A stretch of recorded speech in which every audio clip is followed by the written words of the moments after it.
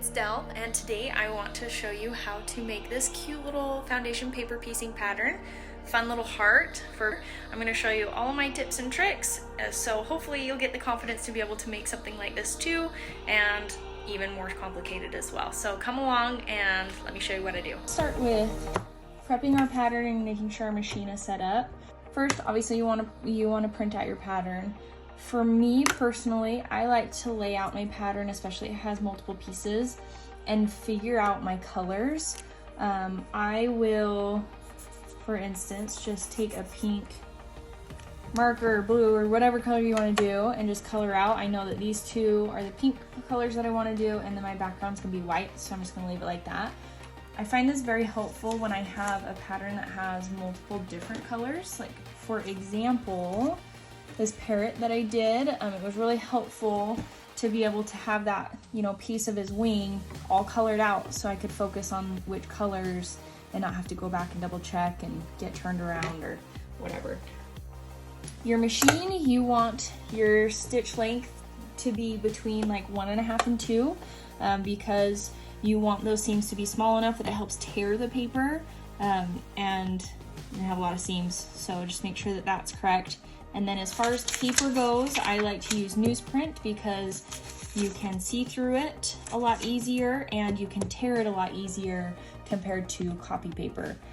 Either one is fine. You can do copy paper 100% if that's what you have on hand and that's the only thing stopping you. By all means, use copy paper. But if you are looking to stock up on some paper to use your foundation paper piecing patterns with, then we would suggest newsprint. So that's all we have for prepping. To get started, then you are also going to want to obviously get your fabric. So we'll go ahead and do that. So for this pattern, you can see here, there's A1, A2, A3, A4, 5, 6, 7, 8, 9, 10. That is the order that you are going to be sewing your pieces. For this pattern, because it's a cute 5x5 little heart, I am just going to use scraps that otherwise I wouldn't have been able to use, which is another thing that I love about foundation paper piecing. People get a little bit confused about foundation paper piecing because you get so focused on like the back and it's backwards and flipped back and forth. Honestly, you're just overthinking it. So we're gonna try to break it down step by step, which I've found while filming these tutorials causes me to mess up more because it makes me have to think about what I'm doing, which then just like throws my brain off and gets me into trouble. So we're gonna try our best to do this, but I might have to apologize and retrace my steps. Hopefully not though. Here's for wishing for the best. Okay, so step number 1. We've got A1, that's our piece number 1. Again, you want your block to show up this way. So you want all of your right sides to be facing this way when you do it. Because this is number 1, it's super easy, just automatically, like here you go, you've already done it. It's fantastic. Super easy peasy. Step 1, done. Usually the first step is the hardest step, but not for this. So now we are going to move to step number 2. So A2. Just like in piecing for quilting, like sides are together. So whenever you have 2 pieces of fabric together, you want to make them right sides together. I always think of them just like kissing. I don't know why, but make sure your fabric is right sides together. Or my brain kissing. I like to use a light. You can see kind of like a light source coming from here. It's just like a standard, just like a office light that you can get online for super cheap. And I just put it on there because I can hold up my paper. I don't know if you can see this. You can hold up your paper and see that I am totally covered with A2, right? I've got enough seam allowance there. So you can see that. I'm gonna adjust my camera back over here. So it's a little shaky. And I know that I'm good on that front. If I flip this over, I know when this comes like back over, I'm gonna be fine. But if I want to double check, I am going to, this is one way to do it. You can take a little pin here, fold this over. You know that you're set on this side. By folding this up, you're good on that side. You just want to make sure this is colored in, right? It is all good. Another way to do that is try to just fold it and then just check like on either side, right? So you're gonna hold it here and check, and then you can see that way. I like to pin it because then I know it's not moving. And we are going to just put this down and sew our hearts away.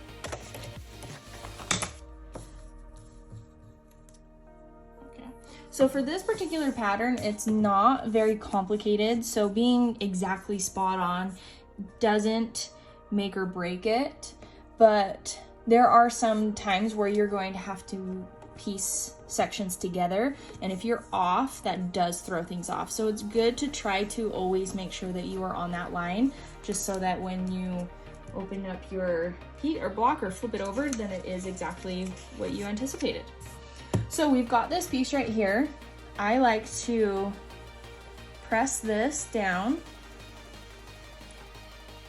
pick that up, and then with my hands fold this open and make sure that that's good. You do not want to open it up with your iron because you're going to start seeing your seams right here, which is not uncommon for foundation paper piecing, but if we can avoid it, obviously we want to. So, seeing that. I always have my little iron or steamer right next to me while I'm doing foundation paper piecing. This was like $13. Does not have to be super expensive. So we've got our two pieces, right? We've got 1 and 2, and we want to trim our bulk right here because foundation paper piecing can get a little complicated when it comes to excess bulk at the seams because you have so many of them. So the more you can trim them away, the better. I use the good old scissors method and just cut that off.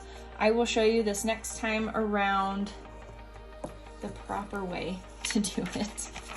But I'm just gonna air out all my dirty laundry. I don't follow the rules a lot. I follow the rules that really, really matter. Okay, so our next is 3, right? We just did A1, we did A2, now it's A3. I'm going to put my pieces here.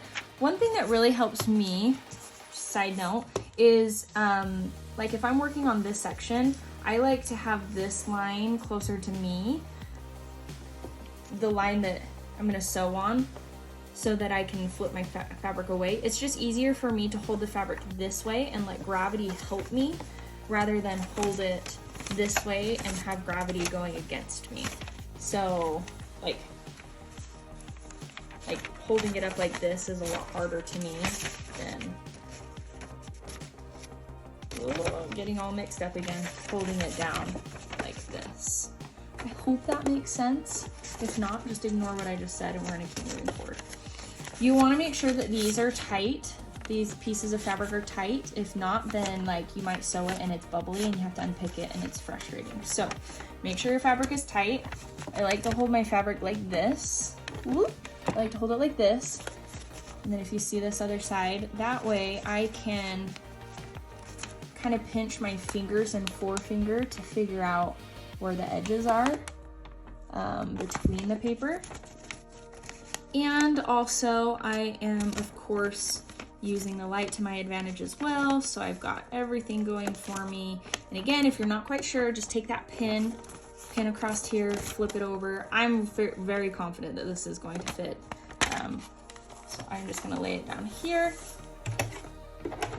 One other thing is you want to make sure that you're not going too fast as well, because you don't want to get your seams all tangled and looked funny.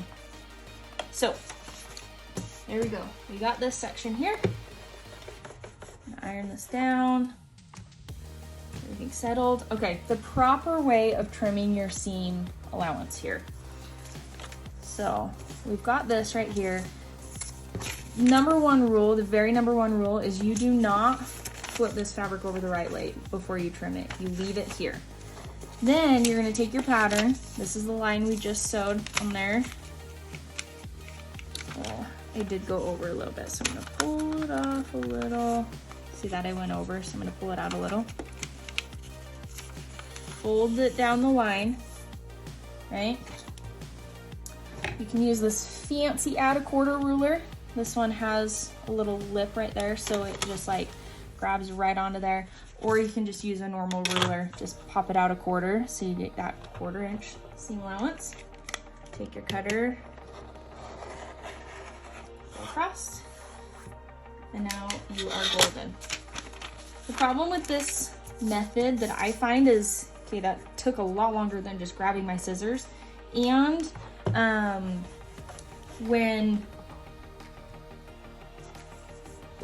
you have like a super complicated pattern, sometimes you need more than a 1/4 inch cut off. Like you're talking like 1/8 of an inch, because you need to get that bulk down.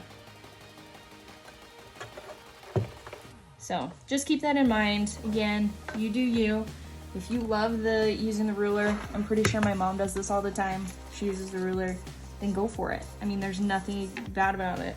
I just like to use the scissors, probably because I'm lazy, but it's good. Now we are gonna go, we did 1, 2, 3, now we're gonna go to 4 here, just traveling along this block right here.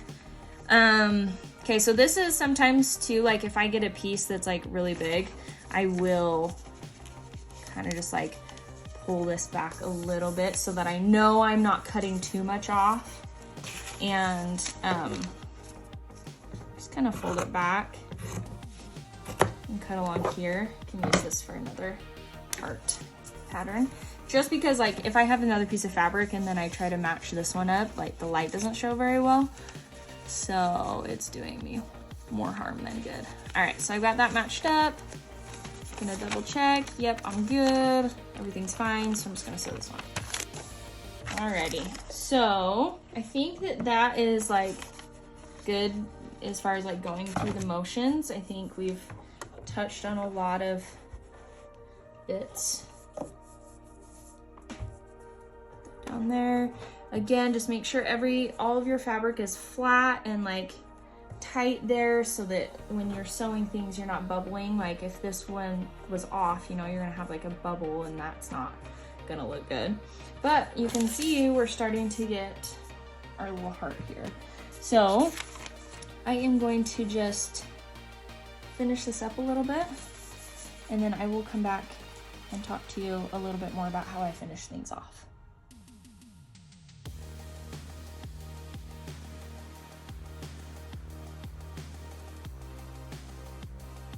I wanted to show you this last part, just a nice little tip or something that I prefer to do. But when I do my edge pieces, I like to leave extra. You can see here that this is actually a 5-inch pattern, but it does have the seam allowance, so it's 5.5. But just in case, because you can always take off more fabric, you can't add it on. I actually like to use my add a quarter to do the edges, so that when I need to square it off, I have a little bit extra after the fact.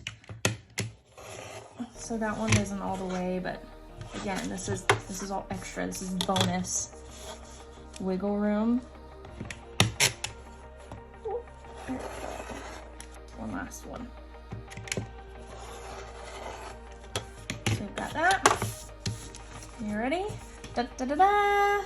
Look how cute! You've got your first heart done. Right there. And then again, when you're ready to go, then you can square it off, because this is actually, 6 now. So you can square it off to do 5.5 if you want to do that. But I'm not entirely done, because now we need to take off the paper. So the paper is nice to be able to pull off. Again, that's why we did newsprint. When it comes to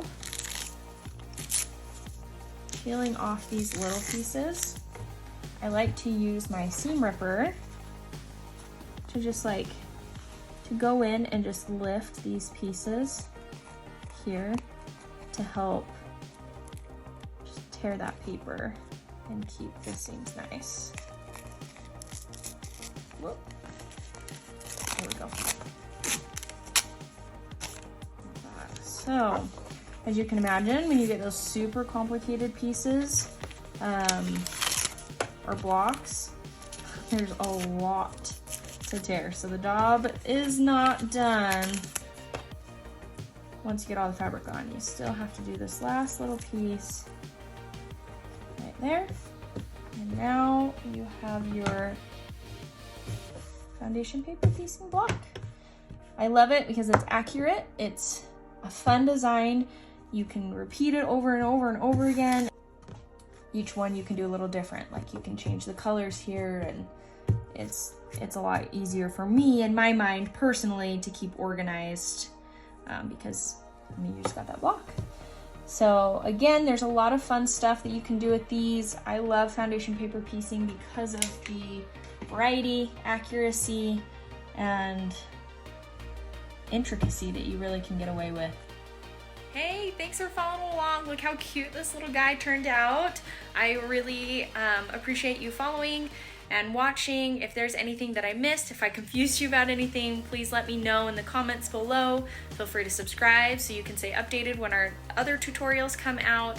Follow us on Instagram as well. Come say hi, and as always, happy sewing.